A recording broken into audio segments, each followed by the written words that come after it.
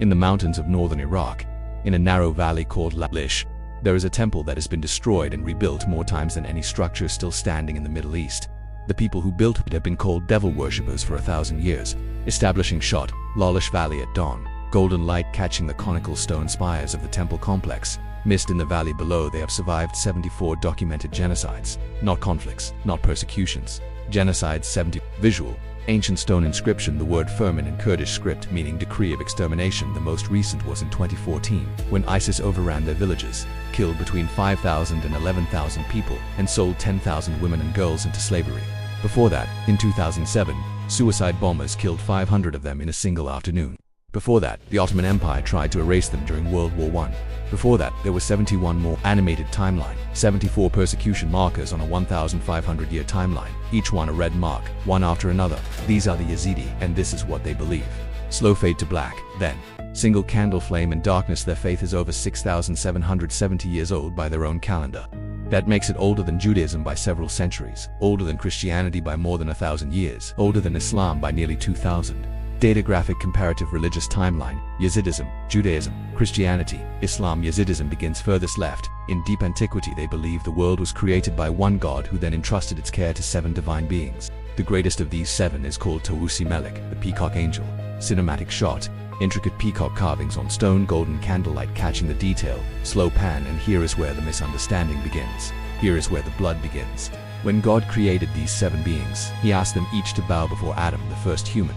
6 of them bowed. Tawusi Melek refused. Visual ancient illustrated manuscript figure of an angel standing upright before a prostrate figure, not out of pride, not out of evil, but because the Yazidi believed Tawusi Melek had sworn to bow before no one but God alone. To bow before a man would have been to break the sacred oath. God understood. God exalted him. Tawusi Melek was made the leader of all 7, the administrator of creation. The peacock angel whose feathers became the colors of the rainbow. Slow close-up peacock feather in extraordinary detail, iridescent blues, greens, golds. The Yazidi say these colors are the blessing he left on earth. The Yazidi believe this story is one of absolute fidelity. An angel who loved God so completely he would not compromise that love even for a divine command. But the Quran tells a different version of this story. In the Quran, the angel who refused to bow before Adam is called Iblis. Iblis is cast from paradise. Iblis becomes Shaitan. Shaitan is the devil. Split visual. 2 ancient manuscripts side by side. Yazidi oral text left, Quranic verse right. Same structural story, opposite moral conclusion. For over 1,000 years, Islamic scholars and rulers looked at the Yazidi worship of Tawusi Melek and concluded one thing: these people worship the devil, and so the killing began. Music shift from ambient Kurdish dudak to slow heavy percussion. Building cut to Sinjar mountain, vast, ancient, looming. The Yazidis' historical refuge. The Sinjar mountain range in northwestern Iraq has been the Yazidi refuge for a millennium. Steep enough to climb, barren enough to survive on almost nothing. Every time the valley below became dangerous, the Yazidi climbed. Aerial shot Sinjar mountain range, ancient paths worn into the stone from centuries of desperate ascent. They climbed in 1844 when Bedakhin Bey brought an army to force their conversion. Those who refused were executed on sight. They climbed in 1915 when Ottoman forces swept through their villages during the same campaign that killed 1 million Armenians. They climbed again in 2014. On August 3rd, ISIS rolled into the Sinjar plain. Yazidi men were given 2 choices: convert or die. Thousands died. Visual, official UN documentation, satellite imagery of mass grave sites in Sinjar, annotated with markers. Clinical and devastating. Yazidi women and girls were taken to markets in Mosul and Raqqa. They were given price tags based on age. Younger girls sold for more. Some were sold 12 times in 3 years. The UN called it a genocide. The United States called it a genocide. The European Union called it a genocide. Approximately 2,800 Yazidi women and girls remain missing today. Silent visual, empty stone houses in Sinjar, doors open, belongings scattered. The light of afternoon coming through. No people. If you want to understand the Yazidi, subscribe to Roots of the Realm. Every episode goes this deep, into the people and places the world has nearly forgotten. Music transition from percussion back to duduk, mournful, surviving, still present. Now let's go inside the faith itself. Because what the Yazidi believe is not what their persecutors said they believed. Cut to Lalish Valley. Daytime pilgrims arriving on foot, removing their shoes at the gate. A narrow valley 35 kilometers north of Mosul.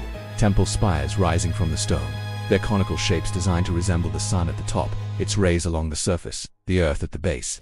Every Yazidi is expected to make a pilgrimage to Lalish at least once in their lifetime. Close-up pilgrims bare feet on ancient stone, shoes left outside the valley entrance. When you enter Lalish, you remove your shoes. The doorways of the main temple have carved snakes, symbols of wisdom and protection in Yazidi tradition. You do not step on them, you step over them carefully. Close-up stone doorway with ancient snake carving, a pilgrim's foot stepping carefully over the threshold inside. There is a spring called Zemzem, the same name as the sacred well in Mecca. The Yazidi version is forbidden to non-Yazidis. Its water is believed to carry healing properties. Drawn from a geomantic point in the earth that the Peacock Angel himself blessed when he first descended. Slopan, the Zemzem spring in the temple interior, low candlelight, sacred water moving slowly, the ancient stone catching the light. The tomb of Sheikh Adi ibn Musafir is at the center of the temple complex. Sheikh Adi was a Sufi scholar from Lebanon who came to this valley in the early 12th century. He is considered the greatest human interpreter of the Yazidi faith, a figure so profound that many Yazidis believe his spirit is a reincarnation of Tawusi Melek himself. Visual Sheikh Adi's tomb, wrapped in layers of fabric in different colors, each representing a different period of Yazidi history. Pilgrims who want to make a wish must first find a knot tied in the cloth on his tomb by a previous pilgrim. They untie it, their wish will be granted. Then they tie their own knot for the next pilgrim. Close up dozens of small knots in ancient cloth, each one carrying someone's prayer, someone's need. This is a faith built on interconnection. The living, the dead, the divine, the physical, all tied together by ceremony and memory. Cut to evening at Lalish, hundreds of oil lamps being lit simultaneously, the valley filling with small golden flames. Every year on Siasal, the Yazidi New Year, celebrated on the first Wednesday of April, 365 lamps are lit in Lalish, one for every day of the year. The lighting represents the descent of Tawusi Melek to the earth. Drop a comment below. What part of this faith surprises you most? I want to know where your mind goes when you hear this. Music tambra string instrument enters, haunting, cyclical, ancient. The Yazidi sacred texts are not written. They have no single scripture in the way Islam has the Quran or Christianity has the Bible. Their knowledge lives in the mouths of a caste of religious singers called Kul. Visual Kul singer performing tambour in hand, eyes closed, voice carrying the ancient hymns, Kuls that contain the entire cosmology of the faith. These hymns are called Kuls. They contain the creation story, the theology, the ethical laws, the history of the 74 genocides. Kuls memorize them over years of training, travel between Yazidi villages, singing the knowledge into the community. Without them, the faith dies. This is why destroying the Yazidi was never simply a matter of killing people. ISIS understood this. They specifically targeted Kuls. They burned the instruments. They killed the singers. Because they understood that a faith carried in memory dies when the people who carry it die. Visual old Kul with tambour, the instrument worn and ancient, his hands on it with the ease of decades. A human library. The Yazidi do not accept converts. You cannot choose to become Yazidi, you must be born Yazidi. This is not exclusion, this is protection. After centuries of forced conversion campaigns, convert or die, the Yazidi encoded into their own theology the impossibility of conversion. There is nothing you can offer me to make me convert. There is nothing you can threaten me with to make me become Yazidi. The faith and the people are inseparable. Visual Yazidi family, multi-generational gathered around a fire. The casual transmission of tradition from old to young. There is also no concept of hell in Yazidi. The Yazidi believe in reincarnation. Souls cycle through lives, gradually purifying. Sinners are reborn as animals for a period before returning to human form. Eventually, every soul ascends. No eternal punishment, no damnation, only gradual return. Slow visual stars over Sinjar mountain at night, vast, unhurried, ancient. The Yazidi caste system is rigid. Three main groups, sheikhs, pirs and murids, cannot intermarry. A sheikh must marry a sheikh, a pir must marry a pir, a murid must marry a murid. The castes carry different religious responsibilities. Sheikhs are the highest priestly class. Pirs are spiritual guides. Murids are lay people who maintain the community. Each caste has a spiritual sponsor from the one above. The entire structure is a network of obligation and responsibility that has held the community together through 74 attempts to destroy it. Diagram. Visual Yazidi caste structure. Simple illustrated hierarchy. Ancient red lines connecting the tiers. Gold text labels the greatest festival of the Yazidi year is the Feast of the Assembly. Sejna Semaya. It takes place over 7 days each October at Lalish. Yazidis travel from Iraq, from Germany, from Armenia, from the diaspora across the world. They wash in sacred springs. They light lamps. They sacrifice a sacred bull in a ceremony that traces directly back to Mesopotamian ritual practice from before recorded history. They sing the Kuls, they tie their knots, they pray facing the sun. Visual montage. Sagna Samia, pilgrims arriving, lamps being lit.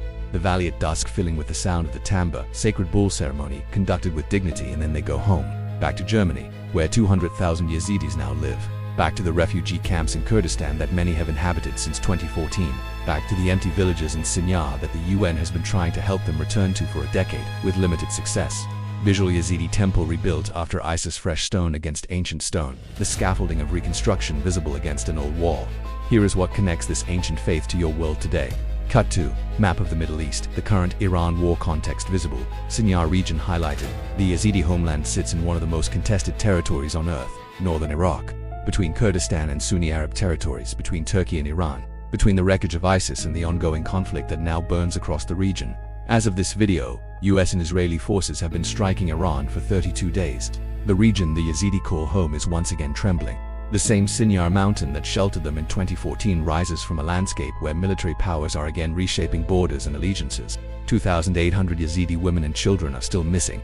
Many of the mass graves in Sinjar have still not been excavated, and yet, final visual: Lalish Valley at sunrise, first light catching the conical spires, the Zemzem spring visible, the carved peacocks in the stone doorways catching the gold, the queues are still being sung, the lamps in Lalish are still being lit, the pilgrims are still arriving, still removing their shoes, still stepping carefully over the carved snakes at the threshold.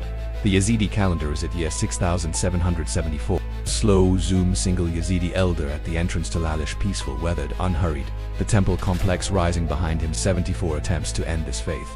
74 times it continued. Subscribe to Roots of the Realm. Every episode goes this deep into the cultures the world has nearly lost. I find the people and the stories that the history books skip over. New episode every week. Drop a comment. Out of everything in this video, what will you still be thinking about tomorrow? I read every answer. Closing visual: the Yazidi New Year lamps, -365 small flames in the Lalish Valley, the darkness around them absolute, the light they make extraordinary. Cliffhanger title card. Next week, the tribe that has not spoken to the outside world in 40,000 years. Location blurred. They are still out there somewhere.